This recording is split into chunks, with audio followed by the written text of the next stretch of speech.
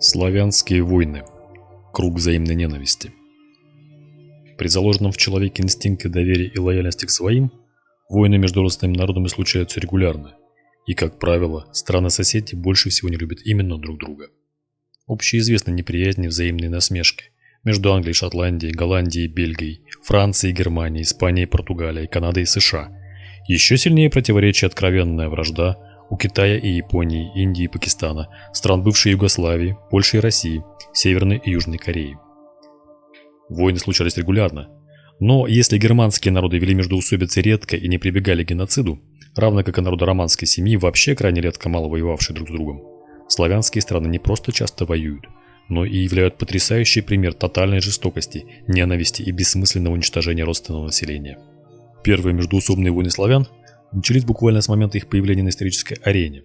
Широко известные походы Киевской Руси на поляков и обратные набеги, многолетние войны балтийских славян с датчанами, к которым примыкали то одни племена, то другие, а в итоге даны победили всех. И на другом конце света византийский император Маврикий пишет о том, что славяне невероятно разобщенный народ, который многочисленный, но не имеет единства ни по одному вопросу, не терпит союза с братьями, и при малейшем поводе они легко предают друг друга. Они не могут договориться между собой, а даже если это им и удается, то тотчас нарушают данное обязательство. Славянские страны регулярно поддерживают разные стороны во всех крупных конфликтах. Сербская тяжелая конница была тараном войск Османской империи, осаждавшей Австрию, а янычары из славянских юношей сражались там с польскими войсками. Во время наполеоновских войн польская знать составляла очень важную часть армии Бонапарта, вторгшуюся в Россию. Сама Россия ранее ушла в сговоре с соседями. Но и ранее русско-литовские войны, где Польша была ярким участником, проходили регулярно и тяжело. Причем в древние времена успех чаще сопутствовал полякам, как, например, захватами Кремля, который, впрочем, прикрывался прощением московских бояр на царство польскому королю, когда страна устала от смуты и откровенных дураков на престоле. Отдельная тема – то, как польские паны зарекомендовали себя в Украине, что отразилось в фольклоре. Ни о каком славянском братстве там не было и речи. Напротив, шляхта третировала славянское население финансово и физически, а затем с помощью еврейского сбора налогов ограбившего крестьян до нитки. Паны искренне считали себя сарматами, вольными степными рыцарями и прирожденными властелинами, а крестьяне – презренные славяне, вечные рабы и лентяи. И вот в этот момент этнической нетерпимости сыграл очень важную роль в отторжении Украины от Польши и лояльности к этому населению, которое польский сапог давно уже терпело с трудом. Первая мировая война застала Болгарию на другой стороне баррикад от России. Во Второй мировой войне Словакия стала важной ресурсной частью Третьего рейха. Чехия поддержала бомбардировки Югославии, а современный украинский конфликт и вовсе оставил Россию и Беларусь без поддержки, кроме некоторых симпатий той же Словакии. В Первой Балканской войне союз Греции, Сербии, Болгарии и Черногории разбил Турцию. Во Второй Балканской войне 1913 года, оказавшись скоротечной всего один месяц, бывшие союзники воевали уже между собой. Основной конфликт возник между Сербией и Болгарией из-за дележа турецкого наследства. К Сербии примкнули неславянские Греция, Турция и Румыния. Болгария потерпела поражение и затаила жажду мести. Между сербской и болгарской армиями в 15 и в 17 годах происходили сражения на Балканском фронте. В 16-17 году в них совместно с сербами принимали участие две русские особые бригады. В эти же годы несколько болгарских дивизий сражались против России на румынском участке Восточного фронта. В Первой мировой поляки оказались в армиях обоих сторон, а затем и чехословацкие части из пленников, хорваты, боснийцы, славянцы и значительная часть сербов перед началом войны были также подданными Австро-Венгрии. Эти национальности, кроме сербов, воодушевленно воевали против Сербии. Завершение Первой мировой войны не остановило сражения. В 1919 году началась польско-украинская война, завершившаяся отхождением Западной Украины к Польше. С января 19 по октябрь 20 года шла война между Советской Россией и Польшей, где советские войска не достигли успеха. В январе-феврале 19 года бушевала 11-дневная война между Чехословакией и Польшей за город Тешин, завершившаяся победой Чехословакии. Ярким примером стала война в Югославии. В так называемой Славянской войне 1991 года, Хорватской войне 91-95 годов, войне Боснии и Герцеговине 91-95 годов друг с другом воевали славянские народы. И уже конфликты продолжались за Косово и Македония, в которых уже участвовали албанцы. В общей сложности было убито около 140 тысяч человек, а 4 миллиона остались без крова. Интересно, что хорваты и мусульмане периодически объединялись против сербов, хотя и враждовали между собой время от времени. Но объединение сербов с одной из общин не случалось. Страшными врагами сербов стали хорваты. Гегемония сербской державы, периодически восстававшей из-под турецкого давления, была поставлена под сомнение хорватскими писателями и общественными деятелями, которые прославляли свой народ и заявляли права на автономию, а затем на лидерство, прямо говоря, от Хорватии до Двины. Хорватские националисты сплотились вокруг публициста Анте Старчевича 1823-1896 год. Он утверждал, что сербской нации не существует. Ее представители ведут происхождение от бывших рабов, а потому являются людьми второго сорта, безнравственными, подлыми. Вследствие взгляды Старчевича нашли отражение в псевдонаучных трудах о варварах-сербах. Апофеозом стало появление усташей, радикальных головорезов, которые к 1930 году осознали, что королевство Югославия вновь опирается на сербов и нужно брать все в свои руки. Они пришли к террору, устраняли властных чиновников и даже короля Югославии. А с захватом Югославии Гитлером стали опорой режима, пересев из конспиративных квартир в кресло чиновников. Страна обзавелась этническими гонениями, где вместе с евреями и цыганами оказались и сербы. В отношении сербов действовало множество запретов. Им запретили служить в армии, занимать государственные посты, вступать в браки с хорватами и появляться на улицах в вечернее время. Более 200 тысяч православных сербов заставляли перейти в католическую веру. Ну а на священнослужителей оказывали давление. В отношении предпринимателей действовали особые правила госконтроля. У сербского населения изъяли даже автомобили. Получилась особая система – клерофашизм, где идеология расового превосходства хорватов соединилась с католической нетерпимостью ко всем прочим, в отличие от германского фашизма, тяготевшего к язычеству.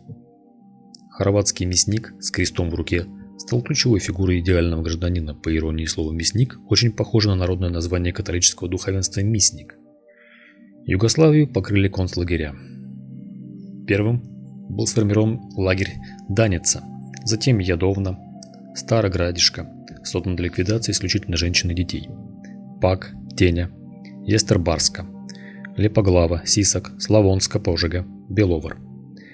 Как не смешно это звучит для восточных славян, которые совершенно не различают сербов и хорватов, при Гитлере в Югославии появилось понятие «чистая хорватская нация», для чего хорватов следовало поддерживать, мусульман терпеть как союзников, а вот сербов совершенно не жалко. Их топили в реках, связав по двое, закапывали в землю, морили голодом. Особенно отличился концлагерь Ясиновац, где погибли почти 700 тысяч человек.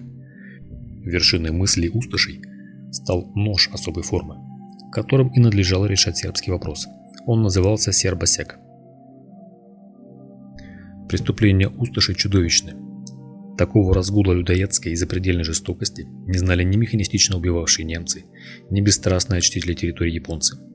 В городе Баня-Лука они истребили 2300 сербов из числа тех, кого не мобилизовали на фронт, треть из которых была детьми. Для примера, сыну одного видного сербского торговца наживую были вырезаны глаза и подарены его матери. Связанные веревки или колючей проволокой колонны людей подводились к ямам, где усташи кувалдами забивали первых двоих, а остальные скидывали в пропасть, чтобы они своей тяжестью увлекали за собой всю колонну. В этом наслаждении криками, попытками людей устоять на ногах и не свалиться в яму заключалось для усташей особое удовольствие. В лагерях Мейтана и Слана были ликвидированы в основном женщины и дети, подвергавшиеся перед смертью сексуальному насилию. В этих оргиях особенно отличалась группа католических священников Сенской епископии, а организатором выступил пажский приходской священник. Усташи пригласили и итальянских офицеров разделить веселье, однако те были буквально шокированы увиденным и написали обращение к командующему второй итальянской армией и самому папе римскому. Разуму. Весной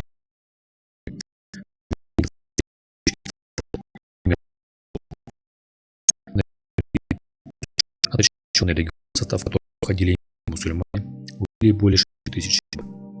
Часть сербов, особенно девочки и женщины, бросались в воду, спасаясь от усташей. Самое невероятное в этом событии заключается в том, что на помощь сербам, переплывавшим Дрину, оказало подразделение немцев, находившихся на спасительном берегу. Немцы, не в силах больше видеть усташскую резню, начали стрелять в воздух, искать и спускать на воду лодки, и так было спасено несколько тысяч человек. Думаете, только хорваты такие? Сербский ответ усташами именовался четниками. После захвата Югославии немцами части бывших королевских сил ушли в горы и леса, став партизанами. Было среди них множество мигрантов царской России. Сначала они воевали с немцами и усташами, а затем с частями Красной Армии и коммунистическими партизанами Тита. Четники не стригли волосы, не брили бороды. Они партизанили в горах, истребляя усташей, мусульман, а к концу войны под руку им попалось и несколько советских офицеров. Они точно так же мечтали о Великой Сербии. Обвиняли хорватов в неполноценности и бедах их страны, а также предпочитали холодное оружие для ликвидации своих жертв. Их масштаб был меньшим, чем усташей, но несколько массовых расправ они совершили. Во время войны в Югославии после развала СССР ситуация повторилась почти дословно. Несмотря на десятилетия совместного проживания народов, сразу же после краха Югославии моментально возродились все старые обиды и радикальные движения. Случаи резни, этнического геноцида фиксировались постоянно. Резюмируя, заметно, что все войны славян между собой имеют общие мотивы.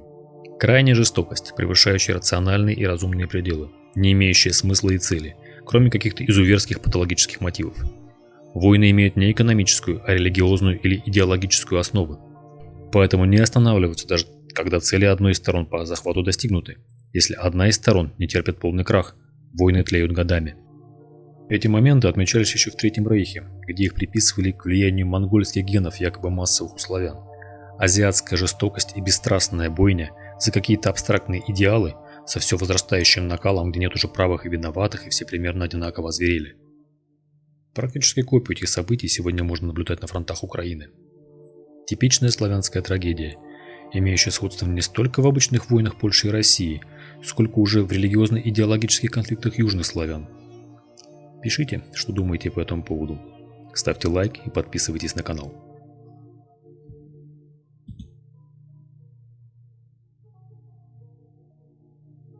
Дорогие друзья, критики и те, кто видит мои видео впервые, хочу анонсировать вам перезапуск Boosty и Patreon на моем канале.